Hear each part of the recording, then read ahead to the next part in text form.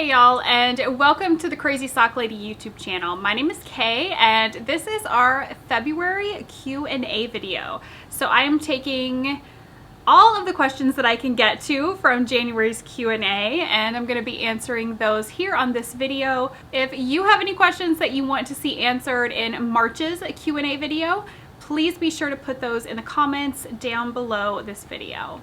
So I've got my computer set up over here so I can just go through all of these questions, and I'm going to work on a sock while we chat. So I will show you that. This is a pair of socks that I'm working on for my husband, Eric. Look how fun that is.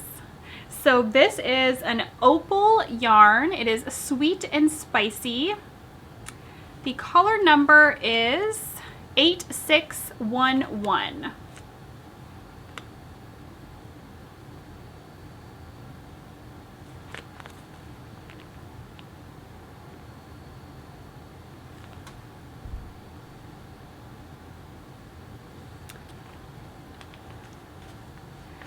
I've just noticed that my battery light is flashing. I keep saying I'm going to order a new battery. Not really a new one, but just a spare one. There's nothing wrong with this one when I charge it, but I have not. So we will see what we can get through, and then I may have to pause and charge this and come back. I think this is the first time this has ever happened on my channel that I've ever done any video like this. Okay, so we're just gonna jump right in and get started. The first question was, my question to you is, how do I keep from rowing out when I knit? I really have to knit tight in order to keep my tension the same for each row. So I've actually never heard the term rowing out, but I'm guessing you're asking about how you keep your tension the same for each row. I think if you're a newer knitter, that definitely just comes with practice. Sometimes I will still find that, just depending on my mood when I sit to knit, that sometimes my tension is a little looser or a little tighter. It can just change like that. But I really think if you are a new knitter asking this question, your tension does just even out over time. It just takes practice. Were you ever a teacher? Your tutorials are so well done and easy to follow, and patterns as well. I wondered if you had some educational training. So thank you so much for your kind words about the tutorial. I have actually never been a teacher or had any sort of educational training. I just love teaching. Teaching knitting. I don't know that I could be a teacher in school, but I love teaching knitting. It's something I'm so passionate about. I'm happy that that shows and that my tutorials are helpful. What hobbies did you have as a child/teen? So that's kind of, I don't know, I feel like that's kind of tricky unless you do have a set hobby. I don't feel like I really did. I crocheted here and there. I don't think I ever actually finished a project, crochet or cross stitch. I just kind of dabbled a little bit, would work on something here and there. Never finished any of those. I was on the crew team in high school. I did take piano lessons, played the flute in the band. So I guess you could say that those were hobbies. I just really liked hanging out with my friends and my cousins, and I don't know that I really had like a set hobby that I was passionate about all throughout. All right, so battery did die. Goodness, what, 2 questions in? So I've had a lunch break and started some laundry. Now we're gonna try this again because battery's charged. So the next question is, actually, it looks like it's a couple of questions. It says, my questions are, have you ever tried the Addi Flexi Flips for knitting socks? And what is your very favorite method of knitting socks? Needles, toe up, cuff down, type of heel, etc. So Addi Flexi Flips, yes, I've tried them. I was not a huge fan. I like Addi needles are not my absolute favorite to begin with, and I just couldn't really get the hang of them. When it comes to that particular style of needle, I have tried the Addi Flexi Flips and the Hiya Flyers, and I prefer the Hiya Flyers. I just like the feel of them in my hands better. So as far as my favorite method of knitting socks, the only particular thing that I have a favorite with when it comes to socks is I prefer cuff down over toe up, and I like a heel flap and gusset. I just find I like knitting cuff down socks better. Oh my goodness, I've dropped a stitch.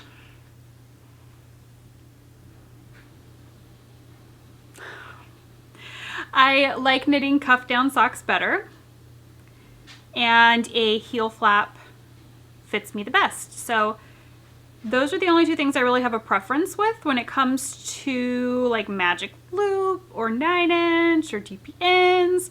I don't have a favorite. I'll kind of sometimes lean more heavily towards magic loop than others, but really I enjoy them all, and I tend to pretty often bounce around and have multiple methods of knitting socks on the go at a time. Like right now I have 9", 2 circulars. I don't know if I have a magic loop on the go right now. I might have 2 9", 2 circulars. I just finished some magic loop socks yesterday. And so yeah, I just bounce around to all the different styles. But always cuff down, heel flap, and gusset. Those are my favorite. My question is, do you have plans to make any more sock patterns that cater to self-striping yarns? I'm not really sure. I can't say. Maybe. Maybe not. I will say I'll never do it because when inspiration hits, but I don't have any plans to at the moment. We'll see. Are you going to pick back up your grandmother's cross-stitch project anytime soon, or is that a summer project? So if y'all have watched for a while, I did find a cross-stitch project that my grandmother had given to me that she had not finished, and there really is not that much in the grand scheme of the picture. It's huge. I think there's a video on YouTube, I'll link it if there is, of me talking about this. I haven't touched it since a little while after I recorded that video, honestly. We got into the process of moving, and that just, to me, wasn't something I could pick up, and I just haven't felt like picking it up since we've gotten settled here. I've been doing another cross stitch. Yeah, I don't know. I would love to finish it and pick it up again and work on it. I don't think it'll only be a summer project. Just whenever I feel like I want to work on it, I'll pick it back up and jump back in, but I just haven't really felt the pull to it lately. My huge question is, how do you keep animal hair out of your yarn, and if some gets in, how do you get it out? I have 3 dogs and a cat, and it feels impossible. So honestly, my main issue is my own hair getting knit into my knitting. Not like while I'm like it's still attached, but like hair that like drops or something knitted into my knitting. I honestly don't feel like I have that much of an issue with cat and dog hair. We have cats and dogs, but I don't let them, like the dogs aren't allowed on the furniture, so you know, typically their hair, well, it does still get on the furniture sometimes, stays on the ground because they're not on the couch. And the cats, Calvin, if he's given the chance, will take off with knitting, but they're not really one to lay on my knitting, and I don't tend to cuddle with them a lot because I am slightly allergic to them. So I don't know, I don't really have the issue of a lot of animal hair getting into my yarn or my knitting. There's a hair of mine right now that's about to get knit in. My struggle is my hair because it's so long. But I guess advice for that, just, I mean, if you allow your animals on your furniture, that's one thing. I'm not saying don't allow them because that's totally a personal preference. We just mostly don't let Chloe on the couch because she's a massive German Shepherd and she's destroyed furniture before just from getting up and down off of it. But yeah, it can be kind of unavoidable depending on where your animals are allowed, and cats just kind of do what they want, but just try to keep the knitting or the yarn away from anywhere that they particularly like to lay, maybe, if that's something that you're really struggling with and that really bothers you. My question is, what was the first sweater you knit? I'm a visual learner and I'm not sure where to start. I know the flax sweater is highly recommended. Any advice? I would definitely suggest the flax sweater, whether you do, I think it's just the flax sweater, which is might be worsted weight maybe, or the flax light, which is a fingering weight.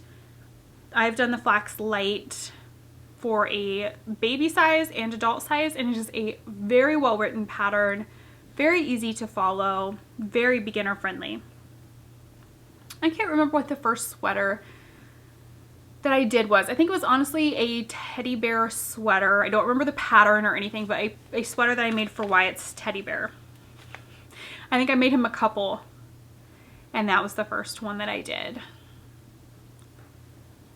So yeah, that was kind of perfect, I guess, because it was smaller, so it let me do some raglan increases, and it was worsted weight. I do remember that. If there's a project page, I'll link it below for that, but that was the first sweater that I did. I say just jump right in and give a sweater a try. Honestly, with knitting, I say don't ever be super intimidated to try anything. As long as you're not, I mean, if you're steeking, that could be terrifying because you're cutting the yarn. But if you're just trying to knit a sweater or trying to knit a pair of socks, the worst that's going to happen is you have to rip that out and try again. It's just knitting, it's just yarn. If you just have to rip it out and knit it again, your yarn will be fine and you can give it another go. How do you tension your yarn in your hand? Also, I've seen you using 2 circular needles in place of magic loop. Do you like this or magic loop better? So to tension my yarn in my hands, it'll be probably a little awkward to show it this way, but you can see it there. So I'm a continental knitter, meaning I hold the yarn with my left hand. I take my pinky, I wrap it around my pinky twice, over my ring finger, under my middle finger, and over my pointer finger. And that is how I tension my yarn in my hand. I have been using 2 circular needles. I'm working on a tutorial using those for Summer Sock Camp 2021. Like I said before, I don't really have a preference for like a favorite way of knitting socks, so I wouldn't say I like that better than magic loop. I just like knitting. I just like knitting socks. Okay, let me take a drink really quick. Oh, I didn't even realize my phone was back here. And not locked. Goodness, it's been a day. Okay. Love how you have all of your scrappy blankets, but I was just wondering if you or any of the viewers have tips on how to care for them.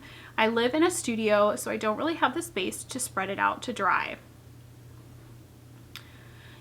I'm trying to think if you're limited on space. Depending on the yarn, if it's something super wash, you can always put it in the washer and dryer. That's up to you.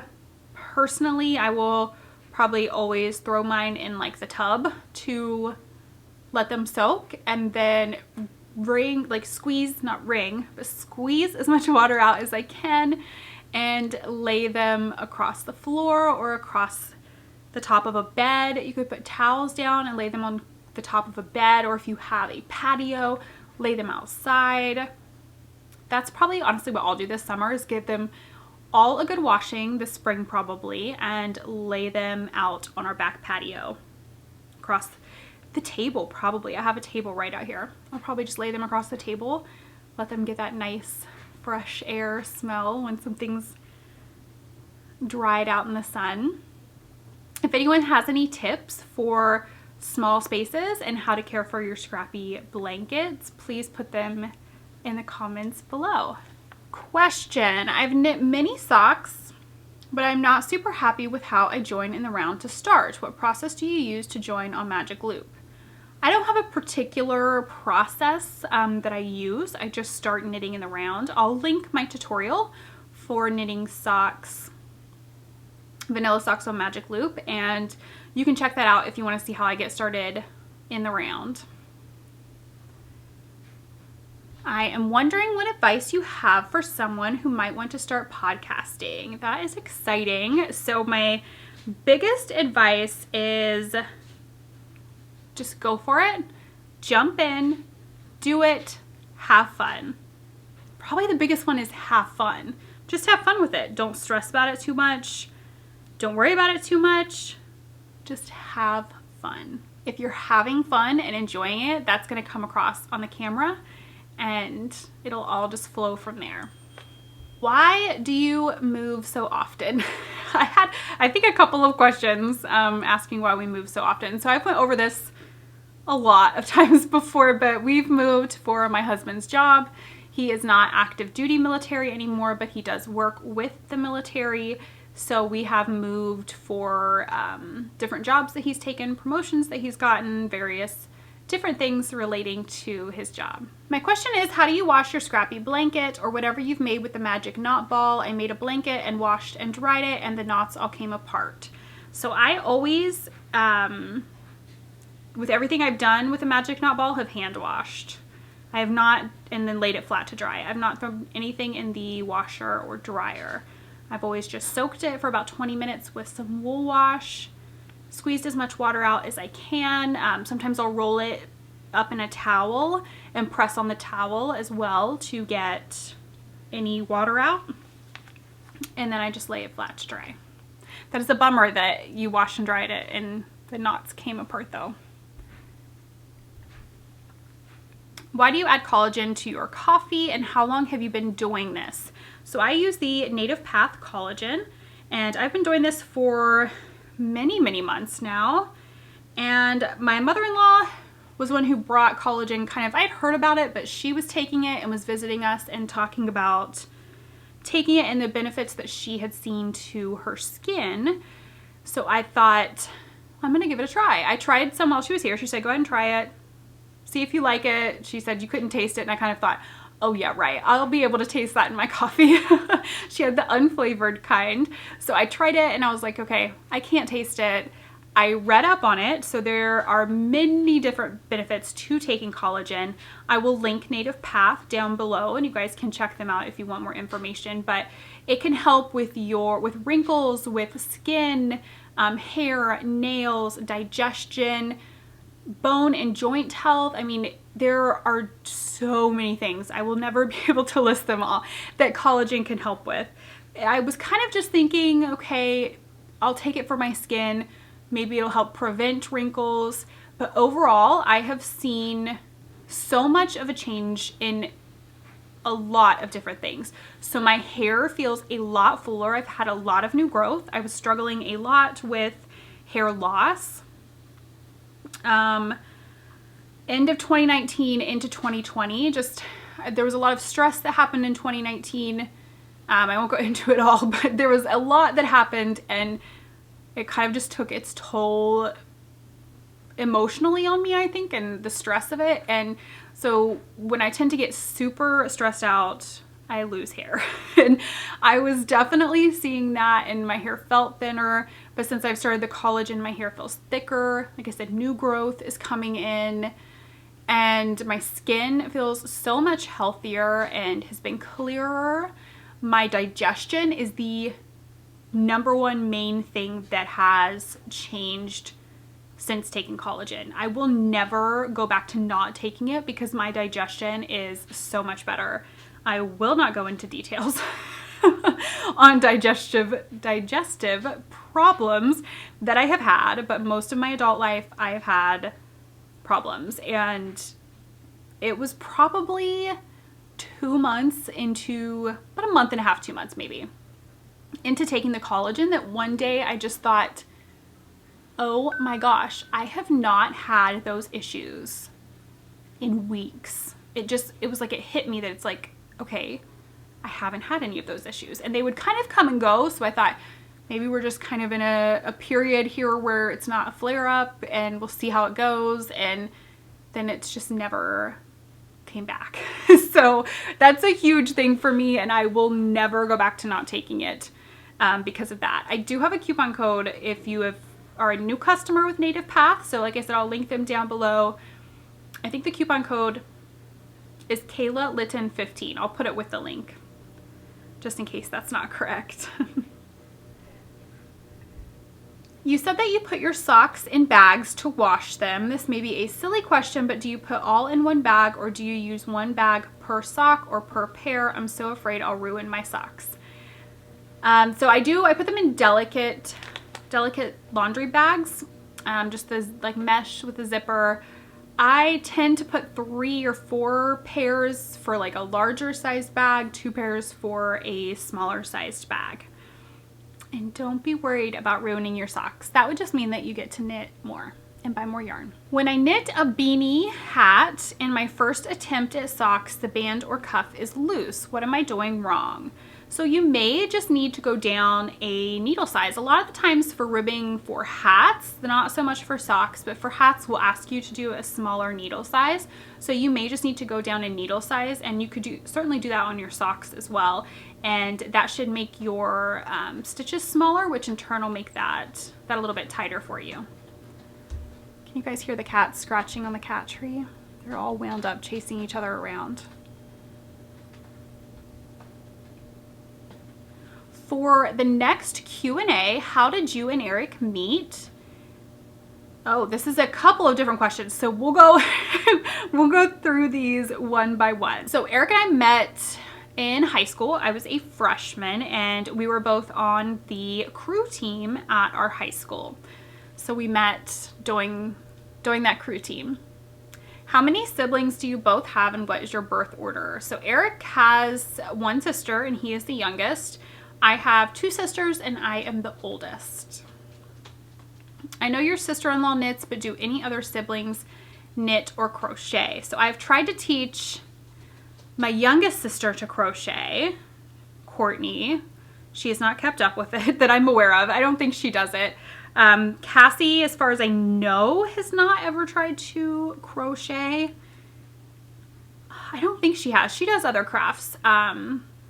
But she's never tried to crochet or knit. I have watched and used your tips for weaving in ends for a sock, but do you have any advice for knitting in an end that is not socks, like looser lace type stitches? So I will still just do the same technique. I will link, if you're not aware of the weaving in ends that I show on socks, I do that for everything. Whether it's straight stockinette or a pattern, I will just kind of follow along where I can on the back so that I'm not going over any yarn overs or open stitches, and still just do that same technique, going like splitting the stitches and going up and down and around where I can. It's on the wrong side. Nobody will see it. I've been interested in knitting tandem socks using 2 needles. How do you manage the yarn from one skein? Do you wind 2 separate balls from the one skein or work from opposite ends of the one? So I would recommend splitting it into 2. I have tried going both ends before. There's like a trick you can do with a button and it still can get a tangled mess. So I would say split it in 2. That's what I've always done if I do them tandem or 2 at a time. I split them into 2 different cakes.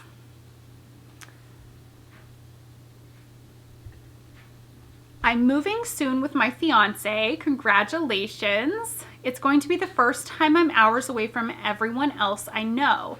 How do you find knitting groups in the new area you are in? So I've actually always just started my own. I would suggest if you just want to look and see if there is one, you can always look on Ravelry. I can't remember where in Ravelry you can go, but you can search on Ravelry. It might just be in the groups tab. I think you can search by location. I could be wrong on that, but I know somebody has told me that before, that you can check that way. Also, if you're on Facebook, you can always go type and search in there for like knitting groups in Centerville, Ohio, which is where I live, and see if anything pops up that way, or crochet groups. Try on Google if there's a local yarn store. They may have their own group that meets there, or you could ask if they know of any that meets. More details on summer sock camp. So more details on summer sock camp will be coming in March. Summer sock camp is something that I did last year for the first time. So this will be our 2nd annual summer sock camp. I'm super excited about it. There's two different portions to it. There's a knit along that takes place on Ravelry. Everything starts June 1st. The knit along runs until August 31st. And there are different cabins that you can enter in depending on what method you use to knit your socks. So there's a 9-inch cabin, a magic loop cabin, a DPN cabin, and then a wildcard cabin. And it's all about the needle types that you use. So the wildcard would be like Haya flyers, 2 circulars, and then you have your 9-inch magic loop and DPN cabins. Doesn't matter cuff down, toe up, it's just the needles that you use. Then there will also be tutorials that I will be putting out, that I plan to put out during camp. And we'll do some Instagram lives. There'll be some other fun things, but I'm not giving away everything just yet. But lots of fun stuff to look forward to at this year's summer sock camp, and I will definitely share all of that next month. I'm going to do a whole video talking about camp and the sponsors that we have for this year. Ooh, the sun is coming out. Hello, sunshine. Do you do any particular exercises or stretching to be able to knit longer? No, that's probably bad. I probably should. Occasionally if my hands feel a little tight, I'll just kind of, you know, stretch them out or something. I have over this winter had a little bit of stiffness in my joints, especially in my pointer fingers, and mostly when I wake up in the morning. Could be related to the cold a little bit because we've not been in a cold climate for so long. But I have found that frankincense oil, I put 2 drops in with my hand lotion twice a day, so in the morning and then at night before I go to bed, and that has been a game changer for the stiffness and pain that I was kind of getting in this joint right here on my knuckle. So I use Revive essential oils. I'll put a link down below for them if you want to check out and try some frankincense. I was wondering if we could get an updated stash number. Did you end 2020 with less gains than you started the year with? I don't know. I gave up counting during the move. That just became one thing that it was like my brain can't think about it, handle it. Everything with that just kind of fell by the wayside. Calvin is coming over to check everything out up here. But yeah, so I honestly am not sure. I was kind of a fail keeping up with counting the stash, and I have no idea. I would say I probably ended with more than I started with. Or I don't know. I don't really know. Have you ever looked into bullet journaling in general, not just a knitting journal? I have one to keep track of what I'm reading and knitting, and it has been working so well for me. Not really. I keep a planner and I write everything in my planner, and I hold on to them for a couple of years before I get rid of them. I'm kind of a nerd about that, but I'm not someone who has ever done journaling or decorates my planner or does all the stickers. I love, what are the cats doing? I can't see them because I actually have my lights on today. I think Calvin's being a pest and trying to knock Emmy off the top of the cat tree. I've never gotten into all the crazy stuff that you can do with your planner. I love how people do that, and I think it's so creative and such a fun creative outlet, but I would rather be knitting, honestly. So I've never gotten into that. I do have my knitting journal that I'm just tracking my projects. I'm putting some of the yarn, pictures of the finished object, notes about the project, etc. This will probably be the only journaling I ever do because I would much rather spend time knitting. Like I said, I write everything in my planner, from like what happened that day, if it's something I need to remember, or my to-do lists for work, the house, school stuff, for the kids. Everything goes in the planner, but yeah, I'm not really big on all the journaling.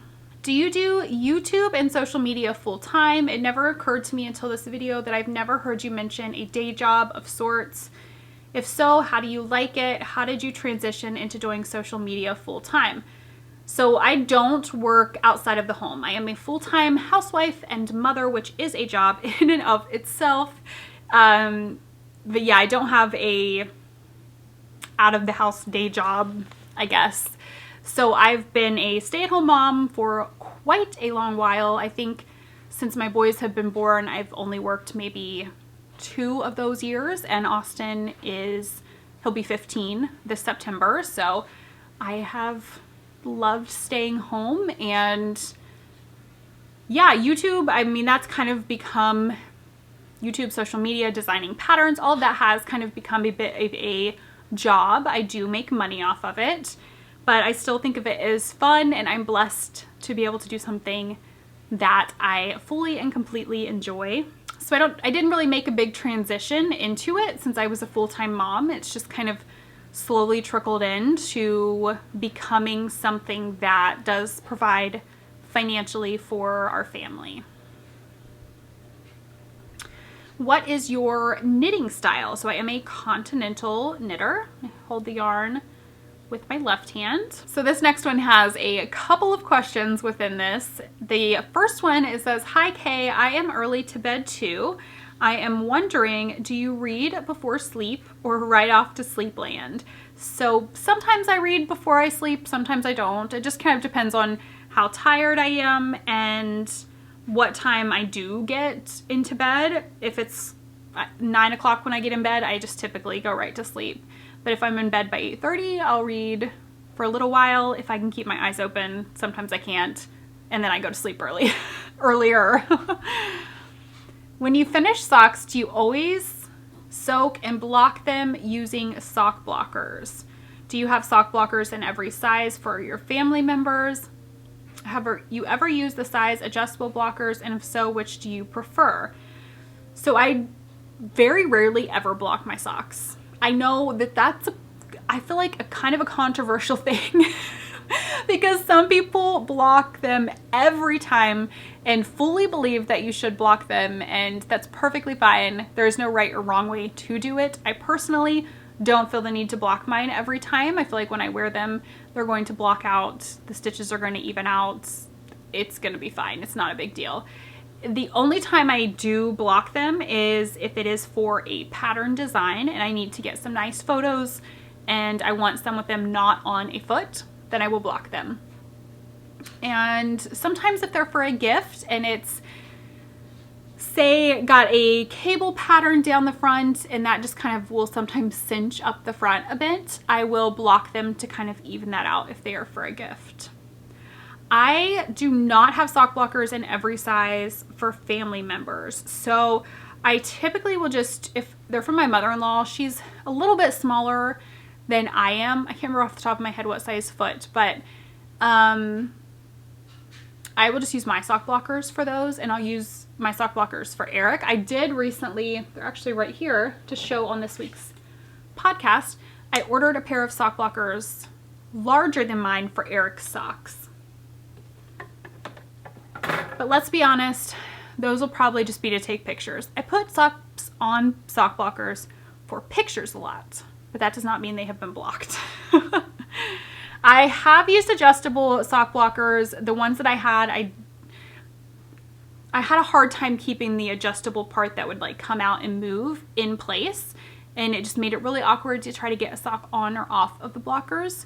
So I haven't really used them other than a couple of times. I really like the stainless ones. This next one is again about different methods of knitting socks. Between the 3 methods of knitting socks, DPNs, magic loop, and 9-inch circular, are there certain patterns or styles that you prefer one method over another, and why do you choose to switch it up? No certain pattern will make me want to use something over another. I choose to switch it up just to keep it interesting, fun, and because I like all different methods. I don't have one that I'm like, that is my absolute favorite and I only want to knit socks that way. I enjoy them all. I do find it just keeps it interesting and different to switch it up. It keeps the different methods fresh in my mind to be able to help anybody if they have questions with how to knit socks on them. Then I'm keeping all of that fresh in my mind. When saving leftover yarn to use as contrast heels and toes, what is the minimum amount you'd need to have left over? That is a great question. That's actually something Carrie and I have talked about, that we need to weigh our yarn so we know, because I get asked that fairly often, not a ton, but I never have actually like sat down and weighed how much I would need. I do feel like I don't know what the minimum amount would be. I know at 20 gram, I can get heels, toes, and cuffs on both socks.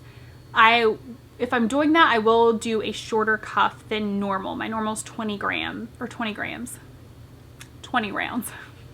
And I'll do shorter than that if I'm using the same mini for heels, toes, and cuffs, 20 grams. So if you have like an amount that you stick with, put that down below in the comments. And I'll try to remember and be better about actually weighing that so that I can answer that question.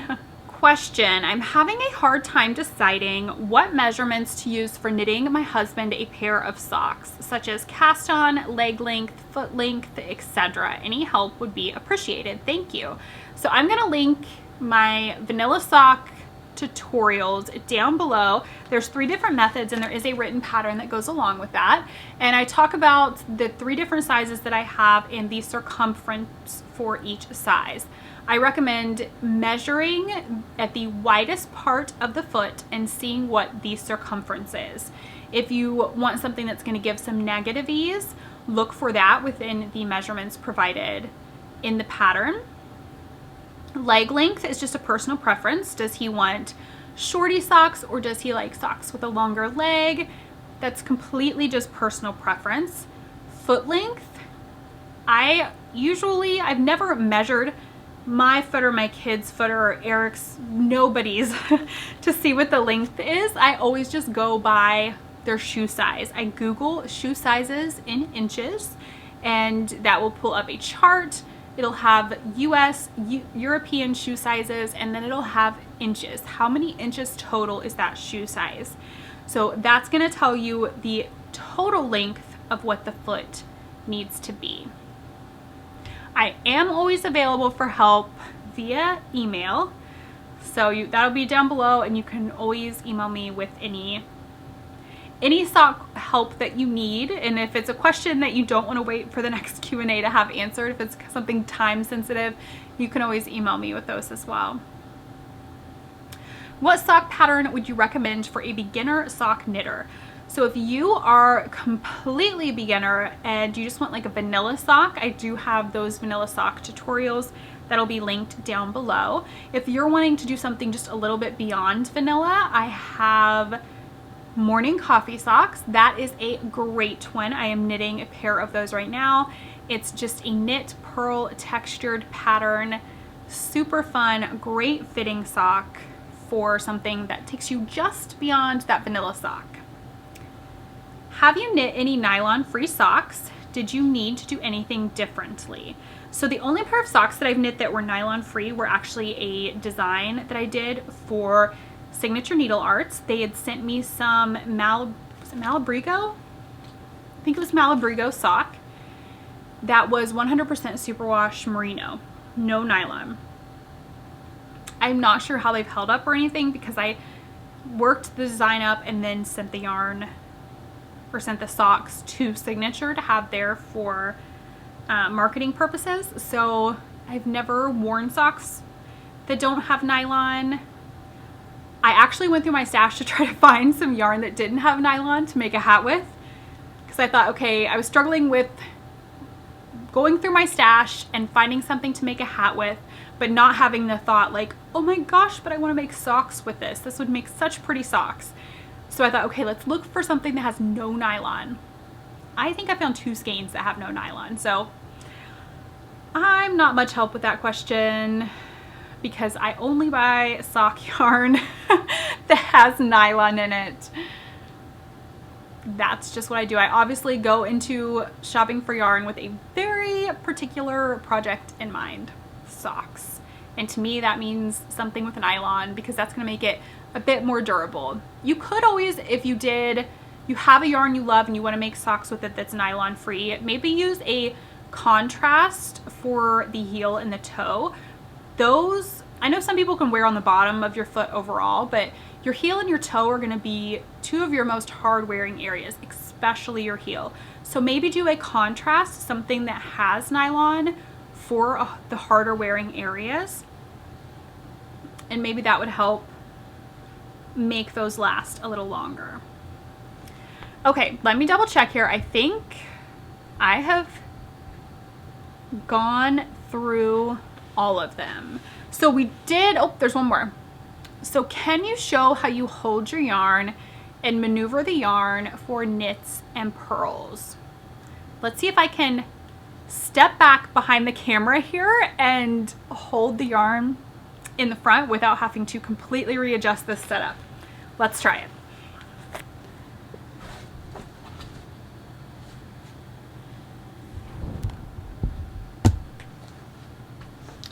All right, not the most professional here, but I did show how I tension my yarn. Twice around my pinky, and then all of that. I showed that earlier in the video. So for knitting, I hold my yarn in the back and knit this way. For purling, I bring the yarn down to the front like this.